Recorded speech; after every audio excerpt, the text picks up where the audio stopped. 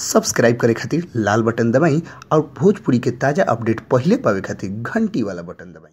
छपरा जिला भोजपुरी पर रउआ लोग के बहुत बहुत स्वागत बा। जी हाँ, आज एगो हम बहुत बड़ खुलासा भोजपुरी के सुपरस्टार खेसारी लाल यादव के बारे में करे जा रहा बन। जी हाँ, रउआ लोग पूरा अंतिम तक न्यूज़ सुनी और जानी कि कैसे खेसारी लाल यादव के पास गरीबी से अमीरी के सफर में साइकिल से मोटरसाइकिल पर अलन। जी हाँ, आज तो उनका लगे कोनो चीज़ के कमी नहीं है, लेकिन सबसे पहला उनका पास गाड़ी कैसे आइल, कौन कंपनी के आइल और के देलस उ गाड़ी, रउआ लोग के आज हम सबसे बड़ खुलासा करे जा रहा बन। जी हाँ, रउआ लोग के बता कि भोजपुरी के सुपरस्टार खेसारी लाल यादव बहुत ही गरीब घर से बिलोंग करत रहलन। वो घड़ी उनका लगे कुछ ना रहे, लिट्टी चोखा बेच के उनकर बाबूजी उनका के 2 पैसा जुगाड़ करके कैसेट करे खातिर दिल्ली भेजले रहलन। लेकिन कैसेट उनकर फ्लॉप कर गई, 2 गो कैसेट एल्बम फ्लॉप गई। ओकरा बाद से जाके उनकर एगो एल्बम आई रहे झाड़ देव झारखंड में, ओकरा बाद उ एल्बम हिट भइल। तब जाके कंपनी के मालिक यानी Kumar Ramesh ji angle music video private limited के मालिक उनका के गाड़ी गिफ्ट में दिल रहलन, जौन गाड़ी के साथे खेसारी लाल यादव के फोटो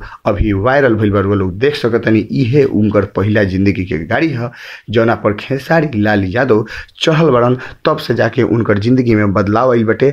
तब से रुआ लोग देख सकतनी कि लगातार दिन पर दिन इंक्रीजिंग करतनी, बढ़ोतरी में बारे खेसारी लाल यादव के पास आज के डेट में 3-3, 4-4 ठो 4 व्हीलर गाड़ी फॉर्चूनर से लेके स्कॉर्पियो, बोलेरो, हर तरह के गाड़ी उनका पास अवेलेबल बा, मौजूद बा। लोग देख सकतनी कि खेसारी लाल यादव इतना कम समय में कैसे नीचे से लेके ऊपर तक के उनकर सफर आइल बटे। रुआ लोग के दिखा देतनी हमनी के गाड़ी, यह गाड़ी रहे जौना पर खेसारी लाल यादव चढ़ के घूमलन। ओकरा बाद जाके आज फॉर्चूनर तक के सफर तय कैले बन। यहाँ खबर कैसन लागल हटे, फोटो कैसन लागल, अच्छा लागल हुई तो लाइक जरूर करें। अगर अभी ले सब्सक्राइब नहीं कैले तो छपरा जिला भोजपुरी के लाल बटन दबा के सब्सक्राइब करी और घंटी वाला बटन दबा के